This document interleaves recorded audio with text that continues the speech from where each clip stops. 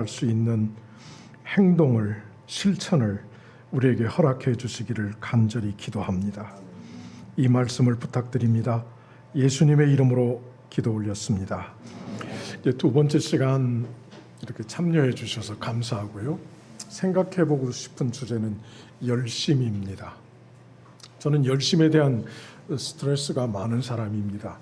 왜냐하면 어려서부터 열심히 해라 소리를 너무 많이 들었기 때문에 열자만 나와도 반발이 생겼던 그런 사람인데, 웃으시는 거 보니까 여러분도 예외는 아닌 것 같습니다.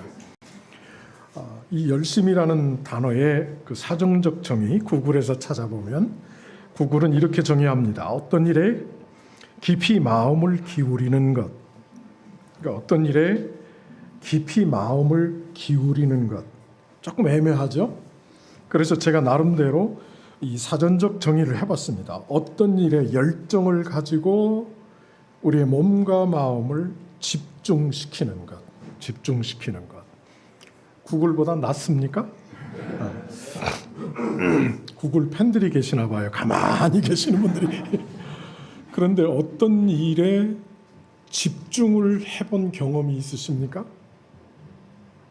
그게 조금 애매하면 어떤 사람에게 집중을 해보신 적이 있나요? 그럼 어떻게 시집장가 들어가셨나요? 오다가 다 그냥 마주친 겁니까? 사람이 어떤 한 가지 일에 집중한다는 것은 자연적 결과가 아닙니다. 학습의 결과, 훈련의 결과, 반복된 어떤 것의 결과입니다. 그러니까 어려서부터 열심을 학습하지 않으면 보통 그런 아이들이 이 산만해지죠. 집중력이 없어서 산만해지죠. 그 사람 중에 어떤 사람이 오면 유난히 주의가 부산해지는 사람 보신 적 있죠? 그런 사람들을 못 만나셨나요?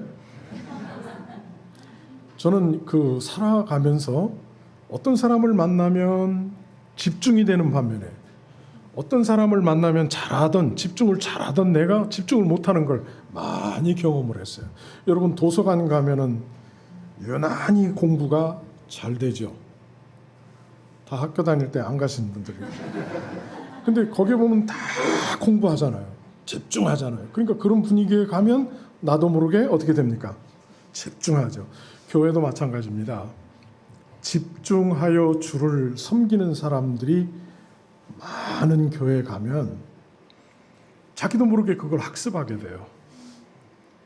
그런데 중요한 거는 왜 열심을 내야 되는지, 무엇에 열심을 내야 되는지, 그리고 열심을 낸 결과가 무엇인지를 알고 집중해야 되고 열심을 내도 내야 된다는 거죠. 우스갯말로 빨리 가자, 택시 타면서 빨리 가자 그러면 똑똑한 기사가 묻는 게 있습니다.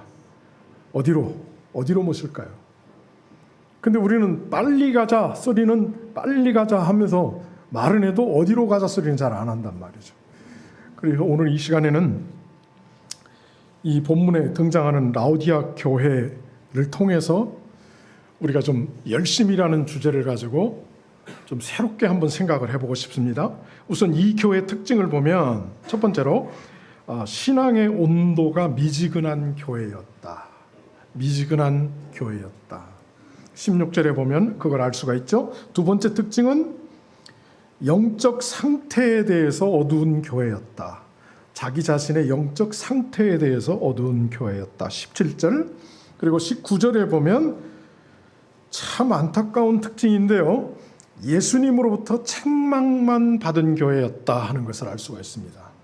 썩 좋은 특징을 가지고 있는 그런 교회였습니다. 자, 첫 번째 특징이 뭐라고요? 신앙의 온도가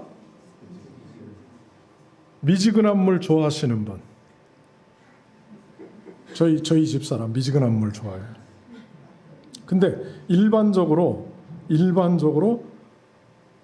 대부분의 사람들이 미지근하다 그러면 좋은 개념으로 안 받아들입니다. 뜨겁든지 차든지. 아니 남자가 화끈해야지. 제가 얼마나 뜨거우면 찬양 인도하는 형제가 땀을 흘렸겠습니까?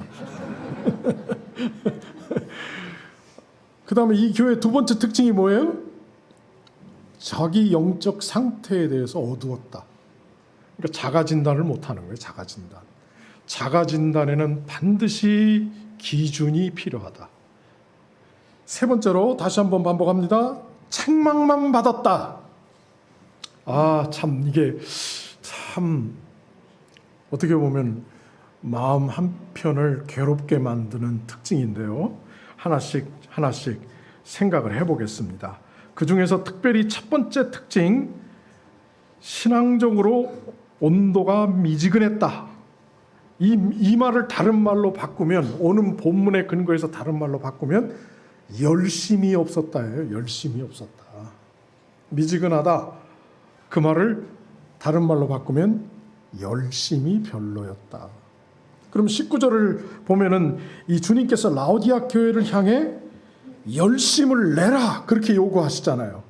그러니까 미지근하다라는 말은 열심이 별로였다 이렇게 생각을 하시면 되는 겁니다.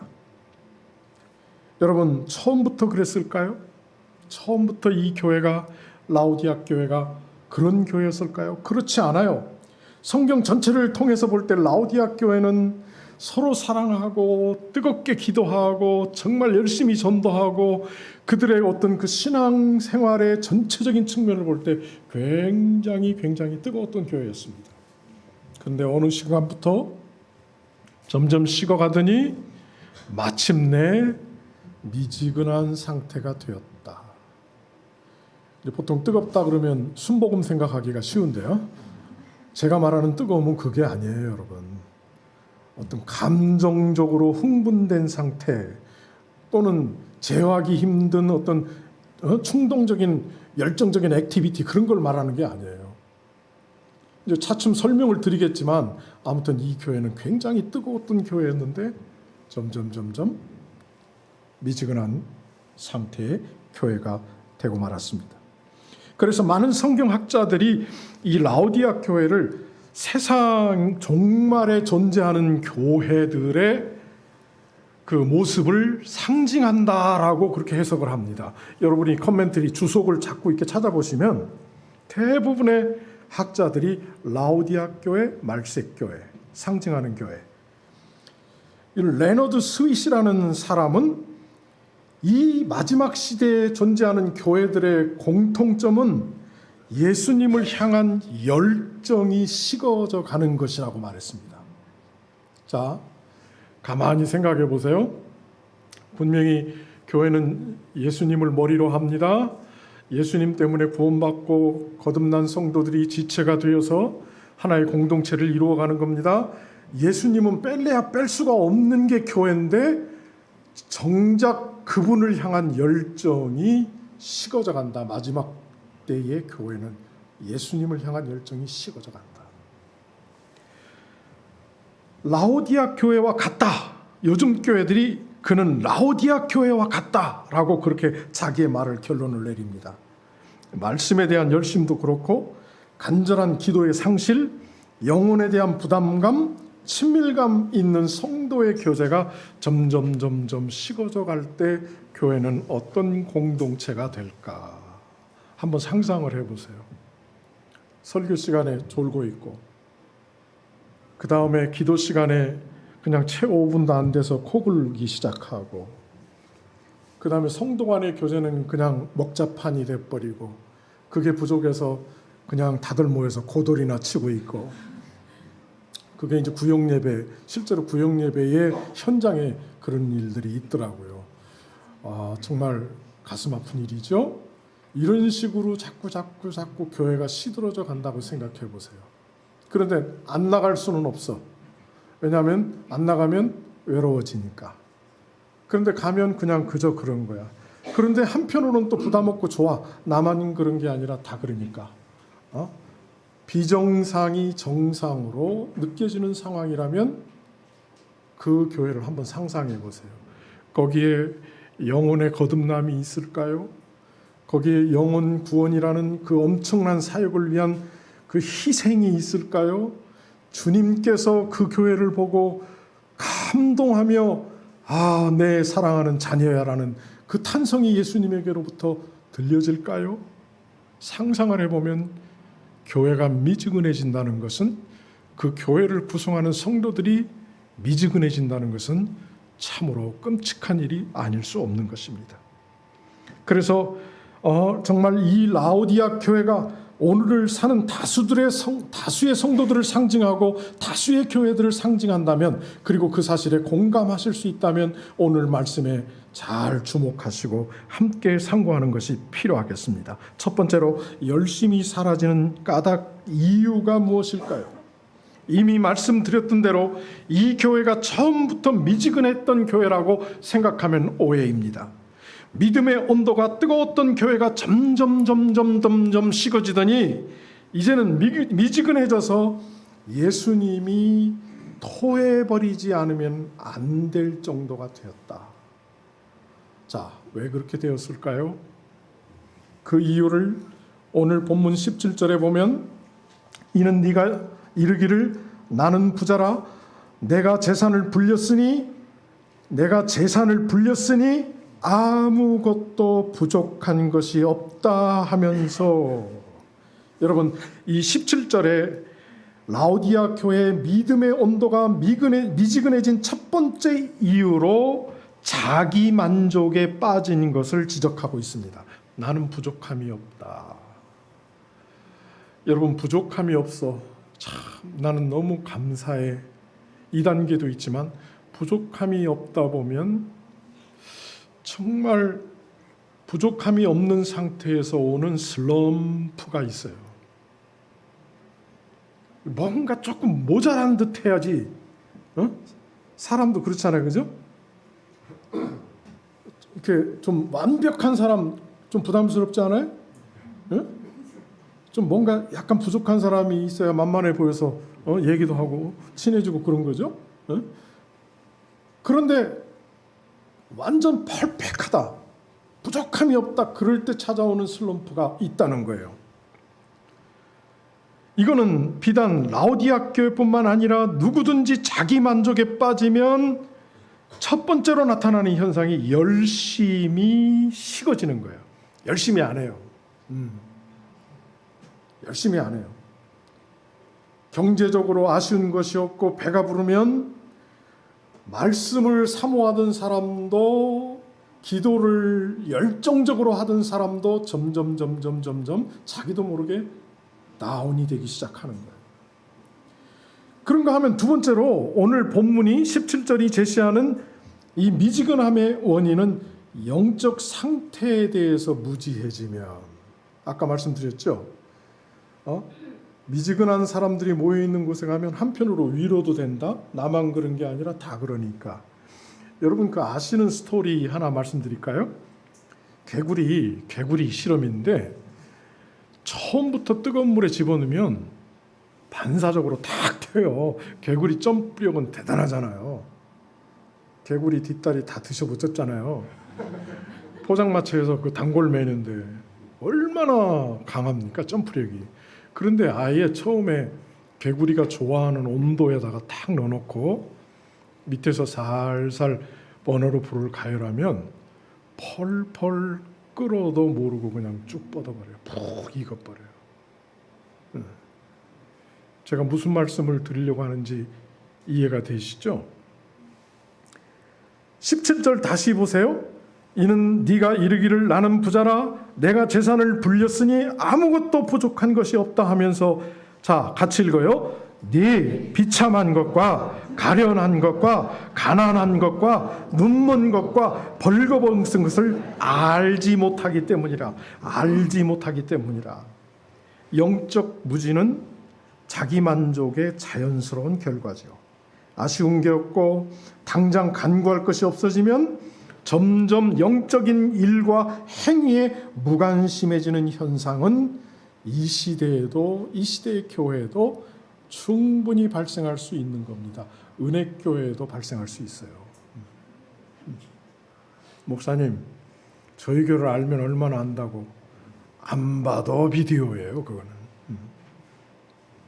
자기 만족에 빠지면 이 정도면 됐다. 자기 만족에 빠지면. 그런데 역사적으로 이 라오디아 교회가 위치했던 그 지역이 터키 내륙 지방인데요. 상당히 경제적으로 부유한 도시였습니다. 한 번은 지진이 났는데 그 도시 전체가 초토화된 상태인데 로마 정부에서 지원을 해주겠다고 하는데도 사양하고 거절하고 자기들 자체적으로 복구할 정도로 돈이 많은 그런 도시였습니다. 여러분, 돈이 많은 도시 안에 사람들이 구원받고 이루어진 형성된 교회니까 그 교회도 풍부할 확률이 높습니다. 교인들이 부자라는 뜻은 그 교회도 경제적으로 풍요로울 수 있는 가능성이 높다라는 뜻인 겁니다. 그런데 거기에다가 금융가가 밀집해 있었지요.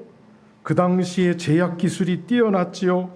유명하다는 의사들은 다 그것에 집중해서 털을 잡고 자기 나름대로 병원을 운영했지요. 그리고 온천이 있는데 그 온천 때문에 사람들이 얼마나 모여드느냐면 그 온천물의 치료 효과가 탁월했다고 합니다. 그러니까 이 지역 자체가 풍요로워질 수밖에 없는 요인이라는 요인은 다 가지고 있는 거예요. 그러다 보니까 교회가 도시에게 영향을 주기보다는 도시의 영향을 교회가 받고 교회가 도시화되는 현상이 일어나는 거죠. 여러분, 신탄진이라는 지역, 대전이라는 지역에 여러분의 교회가 속해 있습니다.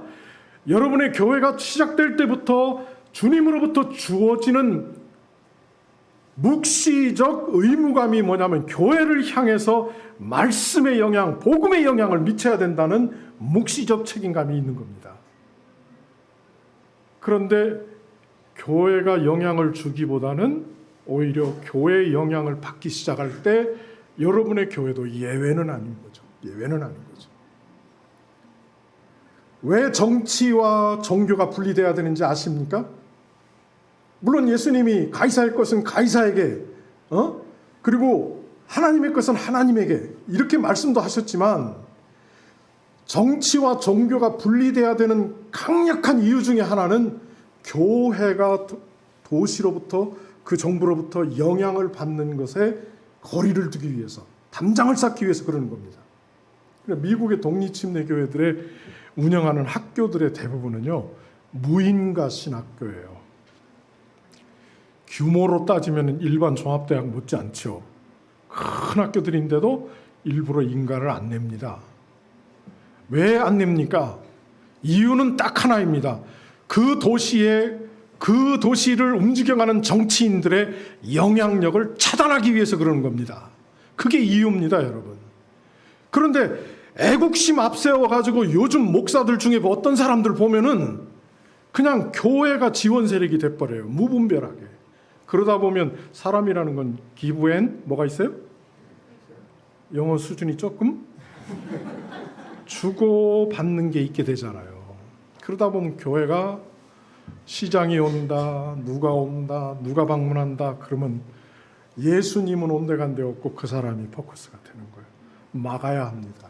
아멘? 교회는 하나님의 왕국인 것을 믿으시기 바랍니다. 교회의 머리는 예수님인 것을 믿으시기 바랍니다. 교회는 교회다워야 합니다.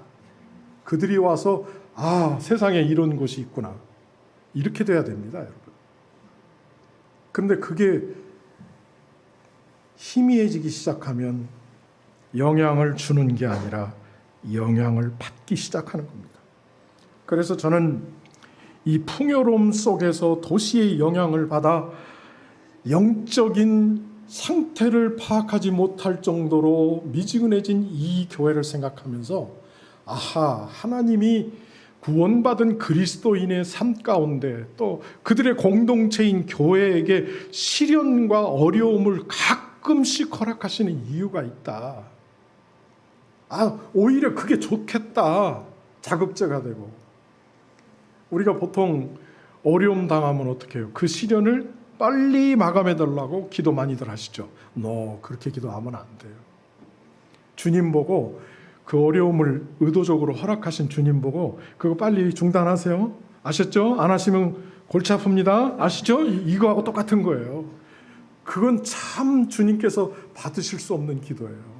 오히려 어려움 당할 때 어려움 당하는 그 형제와 자매를 보듬고 돌아보는 주의 은혜가 있도록, 자기를 돌아보는 주의 은혜가 있도록, 그리고 함께 기도하는 나도 돌아볼 수 있도록 주님 도와주세요. 그래서 그 어려움이 닥치는 주된 이유를 깨닫기까지 보살핌의 시간으로, 돌아봄의 시간으로 철저하게 맞이해야 돼요, 여러분. 그래야 이게 영적으로 미지근해지지 않고 계속 유지가 될 수 있다. 자, 그러면 큰 두 번째로 열심을 상실한 결과는 무엇이냐? 오늘 본문은 세 가지 결과를 우리에게 말합니다. 첫 번째로 예수님에게 역겨운 대상이 됩니다. 참 이거 놀랄 일입니다. 이래도 사랑해 주시겠지, 저래도 사랑해 주시겠지. 은혜에 대한 곡해가 있어서 나를 사랑하시는 줄 알았더니 참다 예수님이 역겨움의 대상도 있다. 자, 16절을 같이 보겠습니다. 식사하시고 졸음이 올 테니까 같이 읽어보겠습니다. 시작. 그런즉 네가 이같이 미지근하여 차지도 아니하고 뜨겁지도 아니하므로 내가 내 입에서 너를 은혜의 주님이 이럴 수가 있어? 이럴 수 있어요. 사랑의 하나님이 그럴 수 있어? 그럴 수 있어요. 다루실 때는 정말 눈알이 쏙 빠지도록 다루신다는 거 나는 많이 체험했어요. 내가 어떤 사건을 말할 수는 없지만 주님과 오랜 세월을 동행하면서 내 입에서 소리가 날 정도로, 기도가 안 나올 정도로 나를 다루시는데 진짜 용광로 속에서 나를 다루시는 거예요. 나는 경험했어. 여러분, 은혜의 주님이, 사랑의 하나님이 그러실 수 있어요. 여기 보니까 내가 내 입에서 너를 토하여낸다. 여기서 이 지역의 온천물을 생각을 해야 돼요. 라오디아 교회가 있었던 그 지역에 치유의 물로 유명했던 그 온천물이 광물질이 다량 함유되어 있어가지고 사람들 온천물 마시잖아요. 드셔보신 경험 있는 분들 많죠? 이 또 온천 수준도 조금 미달이 되나요? 근데 온천수를 마셔요. 온천하시는 분들 보면. 근데 절대로 미지근한 온천수는 역겨워서 마시지 못합니다. 차게 해서 먹든지 뜨겁게 해서 먹든지. 바로 이 대목을 잘 이해하는 그 지역 사람들, 지역 교회를 상대로 해서 이걸 잘 이해하는 그 내용을 가지고 미지근한 신앙은 내가 미안하지만 내 입에서 내쳐 토할 수밖에 없다. 이 말씀을 하실 때 예수님의 심정은 어떻겠습니까? 이게 쉬운 말이 아니거든요, 여러분. 성경에 기록됐다고 그냥 쓱 읽어 넘어갈 그런 장면이 아니거든요. 예수님이 자기 입에서 토하겠다라는 선언은 이거 엄청난 선언이거든요. 어떻게 보면 그 순간 예수님하고 나하고 끝날 수도 있는 거거든요. 그러나 미지근의 정도가 이 정도 수준까지 온다면 미안하지만 내쳐 토할 수밖에 없다. 열심을 잃으면 그렇게 될 수도 있다.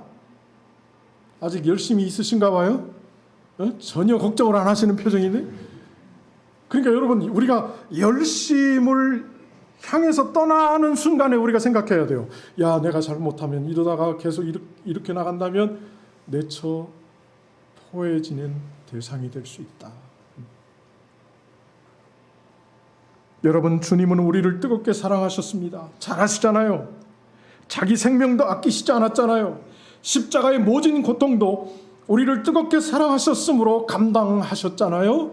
그분이 우리에게 내가 그렇게 했으니까 너희들도 그렇게 해다오라고 정면으로 우리에게 열심 좀 내, 다시 회복해. 그 당시 라오디아 교회에게, 우리에게 말씀하시는 거예요. 이 시대의 교회들이 예수 상실하는 교회로 나아간다는 점을 잊지 마세요. 교회 안에 심리학이 들어오지요.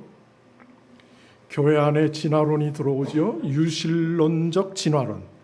참 머리 좋은 사람들 많아. 진화론자가 너무 많고 세상이 온통 진화론을 가리키니까 교회가 왕따 되는 게 싫어서 유실론적 진화론, 핵심을 얘기하면 세상을 창조하시되 진화론 방법으로 창조하셨다. 유실론적 진화론, 불가지론, 뭐 아무튼 어려운 용어 막 여러분 앞에서 말하자면 한두 끝도 없이 우리가 수용해서는 안 되는 사상들이 우리 가운데 우리 주변에 난무하죠. 자, 그런 세상에서 우리가 까딱 잘못하면은 우리의 믿음을 상실할 수 있다. 열심을 상실할 수 있다. 그 다음에 두 번째 결과는 무엇입니까? 예수님과의 돈독한 관계를 잊어버린다. 체험할 수 없게 된다. 20절 다 같이 시작. 보라, 내가 문에 서서 두드리노니 누구든지 내 음성을 듣고 문을 열면 내가 그에게로 들어가 그와 함께 만찬을 먹고 그는 나와 함께 먹으리라.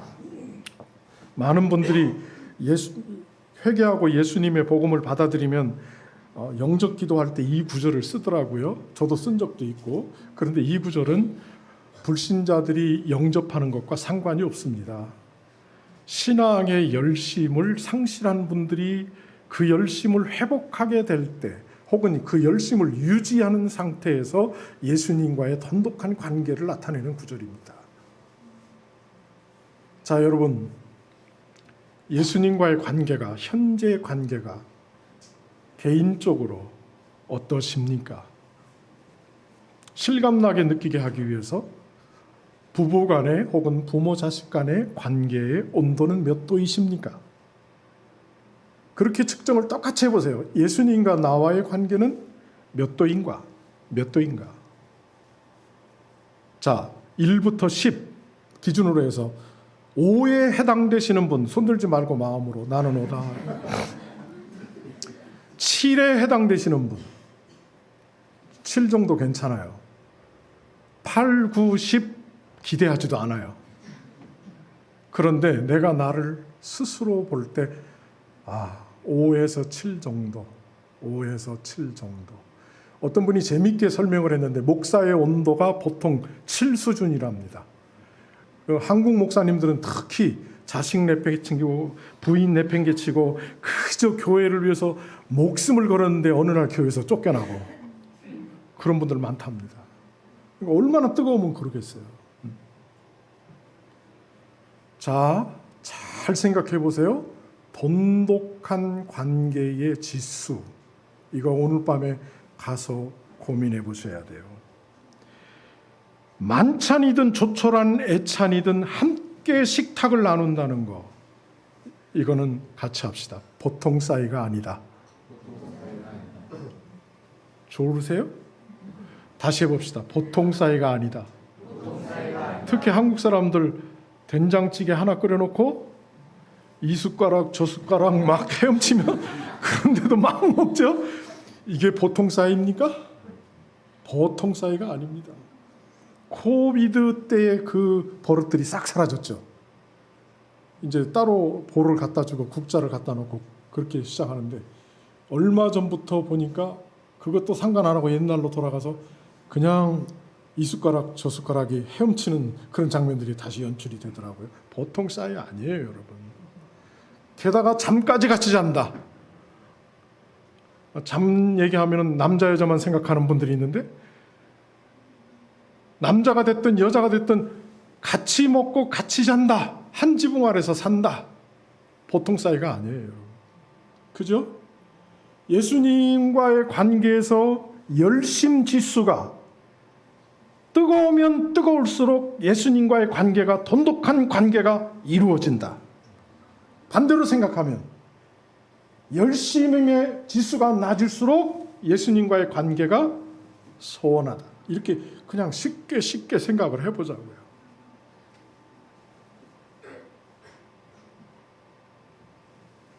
가장 중요한 대목은 착각일 수 있을지 모르나 나는 예수님하고의 관계가 괜찮아 라고 자기 스스로 말할 수 있어야 된다는 거예요. 남이 보는 거는요, 잘못 보는 경우가 많습니다. 여러분, 제가 굉장히 인자할 것 같으죠? 잘못 보신 겁니다. 우리 애들한테 물어보세요. 이제 애들도 40줄, 40줄이 되니까 이번에도 큰애가 그러더라고요. 아빠, 왜 그렇게 우리 티네이저 때 잡았어요? 그러더라고요. 내가 뭘 잡아? 그랬더니 아니야, 아빠 너무 잡았어. 그런데 세민한데 왜? 그랬더니 손주 손녀들한테 하는 거 보니까 세민한데 전양반이 그냥반 맞아? 그때 우리한테 그렇게 해줬더라면 아빠 지금 용돈을 더 많이 받을 텐데. 스스로 측정할 수 있어야 돼요. 세 번째 결과는 뭡니까? 예수님의 보좌에 함께 앉을 수 없다입니다. 아무나 앉는 거 아니에요. 구원받으면 다 앉는다? 거짓말이에요. 사기예요. 예수님의 보좌에 앉을 수 있는 사람들이 오늘 본문에 나타납니다. 누구입니까? 자, 봅시다. 21절 시작. 이기는 자에게는 나 역시 이긴 뒤에 내 아버지와 함께 그분의 왕자에 앉게 된 것 같이 나와 함께 내 왕자에 앉는 것을 내가 허락하리라. 구원받은 사람은 다 앉는다? OX. 둘 중에 어느 거예요? 조르시는구나. X. 구원받은 사람이 무조건 왕자에 앉는다? 틀린 얘기예요. 구원받은 후에 주님의 몸된 교회 안에서 뜨거움을 가지고 열심을 가지고 섬긴 사람들, 아버지의 뜻을 이루어 드리는 일에 열심을 낸 사람들이 왕자에 앉는 것을 허락하시겠다. 그러니까 10고울 권세, 100고울 권세 그 얘기 들어보셨죠? 안 들어보셨어요? 그러면 이건 뒤를 이어가기가 힘든데 그런 시절이 나와요. 예수님과 함께 왕노릇한다 그럴 때 그때 적용되는 말씀이에요. 이 말씀이. 그러니까 개교에서 봉사 생활의 수준은 칭찬이 돼서는 안 돼요. 인정 욕구에 목말라서 하는 것이 돼서는 안 돼요. 사람들이, 목사님을 포함해서 사람들이 인정하든 안 하든 이거는 뭐가 달린 문제예요? 보좌에 앉느냐 못 앉느냐가 달린 문제. 그 수준으로 가셔야 돼요. 생각해 보세요. 어떻게 목사 하나가 이 많은 교인들의 일거수일투족을 다 챙길 수 있겠어요? 그러니까 어느 시점 되면은 목사님이 나를 알아주느냐 못 알아주느냐 그 수준을 뛰어넘으셔야 돼요. 어떤 수준으로 가야 되느냐, 내가 왕자에 앉을 것이냐 못 앉을 것이냐 그 수준으로 가셔야 돼요. 아멘 안 하면 나도 안 하고 버티는 거예요. 진행 안 하는 거예요 나도. 여러분, 이 대목에서는 정말 진지한 아멘이 나오셔야 돼요. 진지한 아멘이 나오셔야 돼요. 계시록 3장 20절 21절을 함부로 다뤄서는 안 돼요. 그분 앞에 갔을 때, 그분과 함께 하게 될 때, 다스리는 권세가 우리에게 부여되기 시작할 때 이 말씀이 그대로 적용될 줄 믿습니다. 그러면 열심을 마지막으로 회복하려면 만족할 수 없을 거예요. 제가 오늘 새벽에 일찍 일어나서 이 말씀을 전하기 전에 기도하면서, 하나님, 저는 제 열심에 대해서 몇 점을 주실 수 있겠습니까? 저는 솔직히 그렇게 물어봐요. 그런데 네 스스로 책정한다면 제가 저에게 너는 과연 몇 점을 줄 수 있을까? 회복해야 되겠다. 그래서 이 대목이 참 저한테는 굉장히 집중되는 대목이었는데 오늘 본문에 보니까 엉뚱한 얘기가 나와요. 3가지를 사야 된대요. 3가지를 어떻게 해요? 18절입니다. 18절을 읽고 나서 다시 얘기합시다. 시작. 내가 네게 권고하노니 너는 내게서 불로 정제한 금을 사서 부유한 자가 되고 또 흰옷을 사서 입어 내 벌거벗은 수치를 드러내지 말며 또 내 눈에 안약을 발라 볼지니라. 안약에서는 사서라는 단어가 생략됐어요. 그러나 안약도 사야 될 품목 중에 하나예요. 자, 몇 가지를 사요? 첫째가 뭡니까?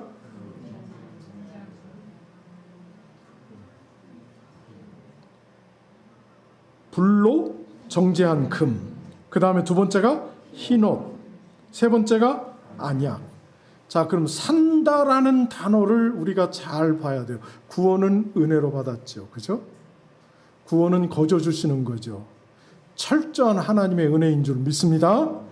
그러나 열심, 충성, 이것은 사야 될 게 있어요. 값을 지불해야 될 품목이 있어요, 여러분. 값을 지불해야 될 품목. 자, 하나씩 봅시다. 하나씩 봅시다. 첫 번째로 불로 연단한 금은 하나님을 향한 믿음입니다. 믿음. 하나님을 향한 온전한 믿음. 자, 여러 가지 시험과 시련의 불로 정제된 순결한 금쪽 같은 믿음. 이런 믿음이 없이는 하나님을 기쁘시게 할 수가 없죠. 이런 믿음을 어디에서 살 수 있습니까? 예수님에게서 살아 그래요. 예수님에게서. 이 말은 예수님을 연구해서 배워라. 33년 계시면서 하나님을 믿는 그 모습에 있어서 우리에게 샘플이 되셨잖아요. 그러니까 예수님이 하나님을 어떻게 믿었나? 다시 바꿔 말하면 예수님이 하나님의 말씀을 얼마나 신봉했는가?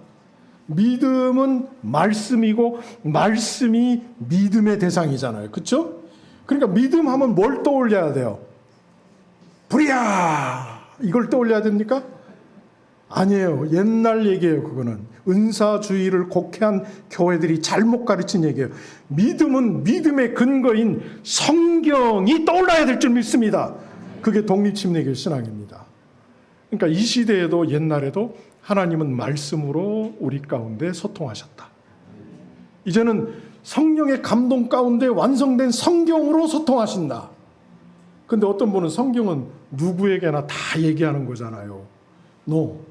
누구에게나 다 얘기하지만 그 말씀을 통해서 성령께서 우리 안에 개인적으로 와 계시는데 그 성령이 진리의 영이신 것을 믿으시기 바랍니다. 그러니까 성령은 진리를 통해서 말씀을 통해서 우리에게 역사하시는 분이셔요, 여러분. 이렇게 되면 정리가 되죠. 자, 그렇다고 보면 믿음이 뭡니까? 말씀에 대한 신뢰의 온도입니다. 신뢰의 온도. 자, 사복음서만 성경이다라고 가르치는 학교가 있어요. 또 어떤 학교는 사복음서 중에서도 예수께서 말씀하시기를 한 부분만 예수님 말씀이다. 이렇게 가르치는 학교도 있어요. 그런 학교들과 우리는 다릅니다. 정경 66권을 우리는 하나님께서 교회 시대, 성령 시대 하나님을 신앙하는 성도들에게 선물로 주신 성경이라고 우리가 믿습니다. 그래서 우리는 성경을 대하는 자세를 마치 누구 대하듯이 대해야 됩니까? 하나님 대하듯이. 그 말씀의 권위를 절대적으로 인정해야 됩니다. 그래서 가장 훌륭한 목사는 스피치가 있는 사람도 아니고 뭔가 지식이 듬뿍 묻어나는 설교를 하는 사람이 아니고 그 내용 전달 방법 이런 걸 떠나서 그 내용이 성경에 근거한 내용을 전하는 설교자가 교사가 가장 이 시대에 필요한 설교자이고 요구되는 설교자이고 가장 훌륭한 하나님 앞에서 점수를 많이 받을 수 있는 설교자라는 걸 믿으셔야 돼요. 그리고 우리의 교회가 모든 신앙의 근거를 말씀으로 삼는 것을 동의하는 교회가 되어야 할 줄 믿습니다. 그래서 중요한 것은 성경이 무엇을 말하느냐. 제가 5년 전인가요? 여기 왔을 때도 7년 전인가요? 모르겠어요. 어떤 분은 저한테 7년 만에 뭐 이러고 어떤 분은 5년 만에. 그러니까 아무튼 왔을 때 제 손녀 이야기를 했어요. 침례를 받는데요. 그 어린 것이. 그래서 내가 기쁘기도 하면서 한편으로 의아하기도 해서 내가 물었어요. 너는 하나님께서 세상을 창조할 때 이 세상에도 없었고 네 엄마 뱃속에도 없었는데 어떻게 하나님이 세상을 창조한 걸 믿냐? 그랬더니 얘가 나를 이렇게 쳐다봐요. 몰라서 묻는 건가, 확인하려고 묻는 건가, 이제 내 눈빛을 보는 거겠죠. 그래서 내가 또 한 가지 질문을 했어요. 그랬더니 이 아이가 나한테 이제 제 의도를 알고 나서 씩 웃으면서 Bible say, 성경이 그렇게 말하니까 자기는 믿는다는 거예요. 여기에 뭐 불바다라가 필요한가요? 응? 필요하다고 생각하시는 분, 아유, 그 좀 자극이 있어야 되지 않습니까? 사람은 감정적인 존재 아닙니까, 목사님? 여러분, 그걸 그냥 믿고 받아들이면요, 거기서 솟구치는 내면적인 믿음의 확신이, 놀라운 확신이 올라오는 걸 체험할 수 있어요, 여러분. 그거 불바다로보다 더 뜨거워요. 그건 아무도 못 건드려요. 사도 바울이 그랬잖아요. 너희는 돌에 새긴 율법을, 나는 마음에 새긴 이 신비를, 여러분, 우리의 마음에서 한번 각인되면 그것은 지울 수 없는 거예요. 총으로도 죽음으로도 그 무엇으로도 지울 수 없는 거예요. 온전한 믿음. 그래서 히브리서 12장 2절에 보니까 우리의 믿음의 창시자요 또 완성자이신 예수님을 바라보자, 그분에게서 정죄된 믿음을 살아, 이 말이에요. 그러면서 그분께서는 자기 앞에 놓인 기쁨으로 인한 십자가를 견디사 그 수치를 멸시하시더니 이제 하나님 왕자 오른편에 앉으셨느니라. 죄송한 얘기인데 장로교의 창시자는 칼빈이잖아요. 그죠? 장로교 다니셨던 분들 맞습니까? 네, 그냥 속으로 대답하시는구나. 목사님, 이전 것은 지나갔으니 감리교 창시자는 누구예요? 웨슬레. 침례교 상징은 스펄전 목사를 얘기해요. 그러니까 침례교 쪽에는 원래 창시자 얘기를 잘 안 하는데 자꾸 사람들이 장로교 쪽에서 감리교 쪽에서 하니까 꿀리니까, 아, 우리는 스펄전이라는 담배 피는 목사가 있었어. 스펄전 목사가 담배 폈어요. 꼴초였어요. 오, 그런 분이 계시네. 은혜로 들어주세요. 근데 여러분, 자기가 소속된 공동체의 히스토리를 공부하는 것은 좋은 일입니다. 그러나 그것이 우리의 믿음의 원천인 예수를 지우는 정도로 신봉하고 자랑하고 말하는 것은 우상 숭배인 줄 믿습니다. 그러니까 예수님이 가장 완벽하게 하나님을 이 땅에서 믿었던 분이에요. 그분에게서 정죄된 믿음을 살아. 어떻게 믿은 나를 봐라. 어떻게 믿은 나를 봐라. 하이라이트가 골고다 언덕을 향해서 가는 장면. 그보다 좀 앞에 걸 얘기하라면 유다를 품는 장면. 유다를 품으면서 뭐라 그랬어요? 말씀이 이루어졌다 그랬잖아요. 골고다를 가면서 마지막 순간에 그분이 뭐라고 말했어요? 이 십자가를 내게서 옮겨 주십시오 할 수만 있거든. 그러나 내 뜻대로 마옵시고 아버지의 뜻대로 하옵소서. 성경이 갈등의 요인으로 나에게 다가올 때, 여러분, 내 뜻대로 마옵시고 아버지의 원대로 하옵소서. 그럼 믿음을 완전히 사신 거예요. 그게 산 거예요. 그럴 때 열심히 회복이 되는 줄 믿습니다. 두 번째, 흰옷을 사야 됩니다. 이 흰옷은 성도의 의로운 행실입니다.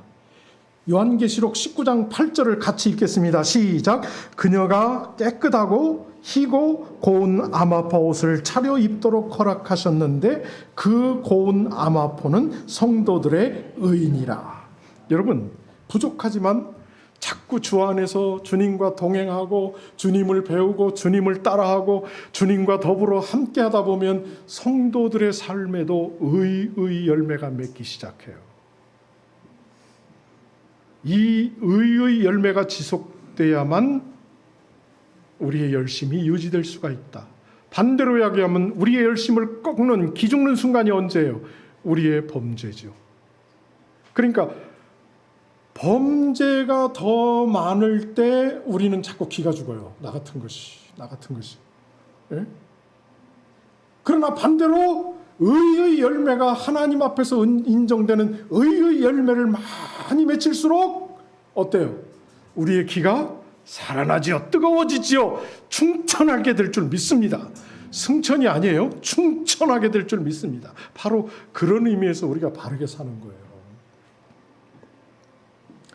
날마다 흰 옷으로 갈아입어야 돼요. 한 번 입으면 더러워져요.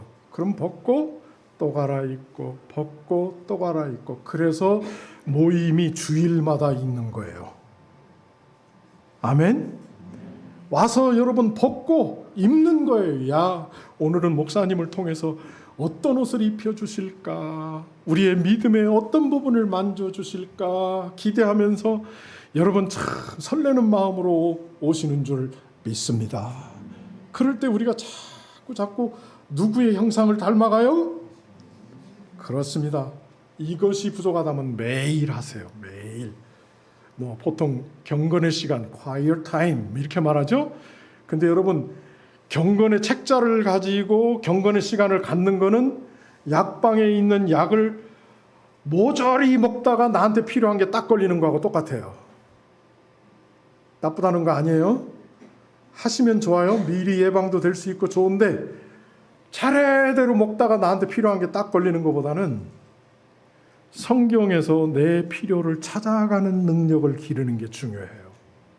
그러니까 신약과 구약의 관계성, 그리고 신약의 독특성, 그리고 신약 마태복음부터 요한계시록까지 기록 목적, 이런 것들을 다 이해하고 있으면 내가 내 스스로 내 믿음의 온도에 좀 이런 부분이 지장이 있어. 그럼 히브리서로 가자. 히브리서로 가자. 가서 어떤 부분을 보자. 이렇게 되면은 가장 좋은 상태로 신앙생활을 할 수가 있다. 그러니까 여러분 성경 공부를 하실 때 이게 참 재밌는 표현인데 허투루 하지 마세요. 허투루 하지 마라. 이 표현 무슨 표현인지 아시죠? 어떻게 하는 게 허투루 하는 겁니까? 안 해봐서 모르시는군요. 제대로 하셔야 돼요. 제대로 하셔야 돼요. 학교 다닐 때 공부하는 거 싫어했던 분들도 좀 새로운 마음가짐을 가지고 성경 공부하셔야 돼요. 성경 공부하셔야 돼요. 그래서 날마다 그리고 주마다 계속 흰 옷을 갈아입어야 된다. 우리의 행실을 다듬어 가야 된다. 마지막으로 열심을 회복하기 위해서 우리는 무엇을 사야 합니까? 안약. 이것은 분별력입니다. 분별력. 자, 여러분, 이런 말이 있어요. 진화론은 과학이 아닌 신앙이다. 근데 진화론 가르치는 분들은 과학이라 그래요. 근데 따지고 보면 무엇이 과학이냐?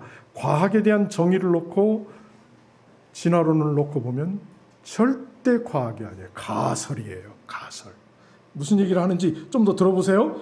불가지론은 인간이 신을 인식할 수 없다는 주장, 볼 수 없지, 느낄 수 없지, 만질 수 없지, 불가지론이 맞는 것 같아요. 그러나 안 그래요. 히브리서에 보면 보이지 않는 하나님을 보는 것 같이, 아멘? 그 단계에 오셨나요? 보이지 않는 하나님을 보는 것 같이 불가지론이 깨지는 거죠. 그 다음에 이 시대에 가장 사람들에게 막대한 영향을 미치는 포스트 모더니즘 사상, 이게 뭐냐면 신 중심에서 인간 중심으로, 그리고 좋은 게 좋은 거다. 그러니까 불교하고 기독교하고 천주교도 다 좋게 지낼 수 있으면 좋은 거지. 그래가지고 모여가지고 불교에서 부르는 거는 무슨 송이라 그래요? 우리는 찬송가라 그러잖아요. 찬불가도 부르고, 그 다음에 찬미가도 부르고, 찬송가도 부르고, 돌아가면서 보기 너무 좋잖아요. 와, 종교가 서로 화합했다. 얼마나 그림 좋습니까? 포스트 모더니즘이에요. 천주교 신부들의 98% 이상이 절대 성경을 믿는 분들이 아닙니다. 어떤 신부님이, 이름을 대면 아는 유명한 신부님이 예수님이 내가 곧 다시 오시겠다, 곧 다시 오겠다 한 말은 만찬에서 술이 거득한 가운데 하신 말씀이다. 신부님들이 그래요. 그분들은 포스트 모더님주의자들이에요. 좋은 게 좋은 거예요. 목사님들 중에도 그런 분들 계세요. 많이 계세요. 우리 목사님은 꼴통이야. 자기만 옳대. 다 틀렸대. 여러분, 차라리 그런 목사님이 나아요. 여러분한테는 그런 목사님이 나아요. 제가 성도라면 나는 꼴통 목사님한테 갈 거야. 성경을 알고 나니까 좋은 게 좋은 거다고 말하는 분들은 도저히 못 가겠어. 못 가겠어. 요한일서 4장 1절에 사랑하는 자들아, 영을 다 어떻게 하지 말고, 영을 다 어떻게 하지 말고, 오직 그 영들이 누구께 속하였는지 그것들을 어떻게 하라?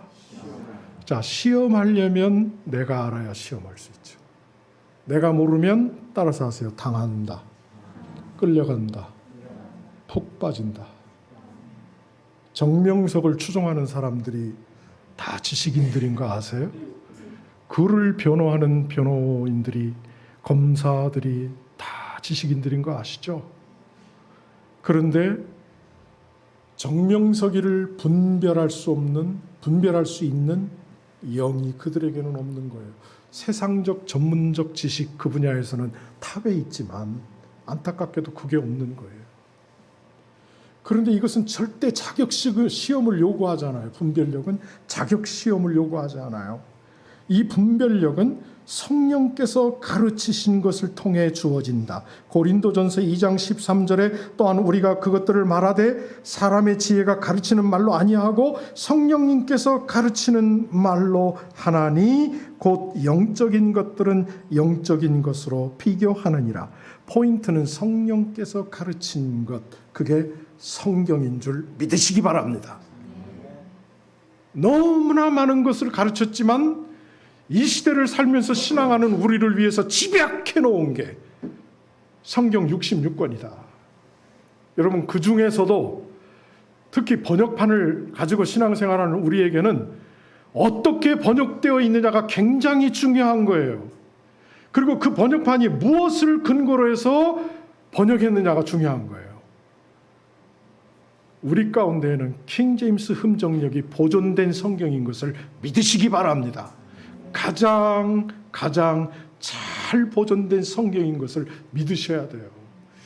미국에서 신학하신 목사님들은 부정 안 해요. 그러니까 킹제임스 성경을 쓴다 그래가지고 이상한 안목으로 바라보는 분들은 국내파 신학 출신인데, 요즘에는 국내파에서도 조직신학 교수들이 성경론에서 킹제임스 성경의 그 독특성 내지는 역사성을 강조하기 때문에 점점 한국교회가 앞으로 영어 킹제임스 성경에 대한 신뢰가 두터워질 겁니다. 그러니까 조금만 참고 기다리세요. 저 교회 가면 성경도 찬송도 죄다 다 달라야 정상일 줄 믿습니다. 하루라도, 그리고 가능하다면 더 정확한 게 나오면 더 정확한 것으로 가야 될 줄 믿습니다. 여러분, 그것이 우리의 특징 아닙니까? 여기 간첩 많은가 봐. 그런 표현을 써서 죄송하지만 최소한 내 믿음의 근거가 되는 성경의 종류에 대해서는 우리가 확신을 가져야 한다는 심정에서 말씀을 드리는 거예요. 그래서 이 성령의 감동으로 기록된 말씀을 이미 오신 예수님, 그리고 다시 오실 예수님, 그리고 오실 것을 예언하는, 오실 예수님을 예언하는 구약 성경까지 체계적으로 공부하다 보면 분별력이 생겨요. 그런데 예수님은 조직신학의 대가였어요. 그분이 무엇을 가르칠 때 보면 기록되었으되 구약 성경에 철저하게 근거해서 하나님이 원하시는 뜻대로 해석을 하셨던 대가셨어요. 그러니까 일단 성경이 우리 마음속에 있어야 될 것 같고요. 그리고 그 성경을, 우리 마음에 정착된 성경을 시대별로 잘 구분하셔야 돼요. 시대별로. 만약에 시대의 구분이 안 되고 뒤죽박죽이 돼버리면은 구약도 썼다가 신약도 썼다가 신약만 강조했다가 구약은 무시했다가 구약 쪽만 강조했다가 이렇게 되다 보면 혼돈이 와. 그러면 이렇게 설명을 드려볼게요. 천주교 구약적 신약교회입니다. 구약적 신약교회. 표현이 이상하죠? 구약적 현대판 교회. 거기에는 제사장들이 하는 것처럼 미사를 집전하잖아요. 이해가 되시죠? 이해가 되시죠? 자, 그러면 장로교를 비롯한 개신교회들, 장감성, 순복음, 구약도 뽑아서 쓸 건 쓰고 신약도 쓸 건 쓰고 합쳐놓은 교회예요.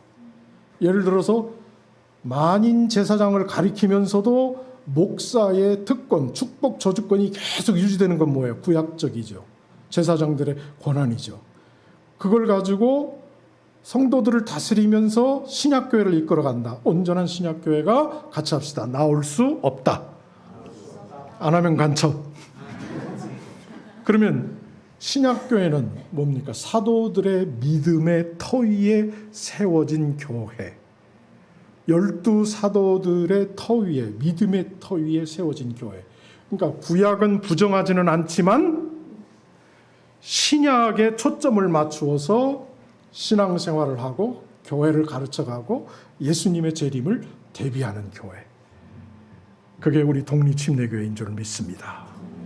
자, 그러면 말씀을 정리하겠습니다. 3장 22절에 보니까 귀 있는 자는 성령께서 교회들에게 말씀하시는 것을 들을지어다. 로마서 12장 11절에 보니까 이 일을 게을리하지 말고, 집안일이 아니에요. 이 일을 게을리하지 말고 영이 뜨거운 가운데 주를 어떻게 하며 섬기며. 기도하겠습니다. 주님과의 끈끈한 관계, 그리고 다가올 그분의 왕국에서 그분과 함께 보좌에 앉기를 원한다면 우리는 가정과 교회, 현재 주어진 가정과 교회에서 열심 있는 주님의 제사장들이 되어야 합니다. 열심을 품어야 합니다. 어떤 사정이 있어서 열심을 회복해야 될 필요를 가진 분이 혹시 이 자리에 계신다면은 세 가지를 사셔야 합니다. 그 세 가지 오늘 이미 말씀드렸습니다.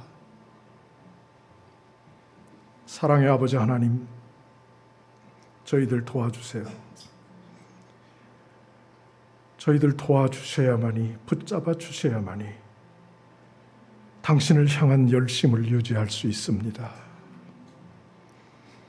우리의 주님을 향한 믿음의 온도가 미지근해지지 않도록 저희들을 붙잡아 주시기를 원하올 때 예수님 이름으로 기도 올렸습니다. 아멘.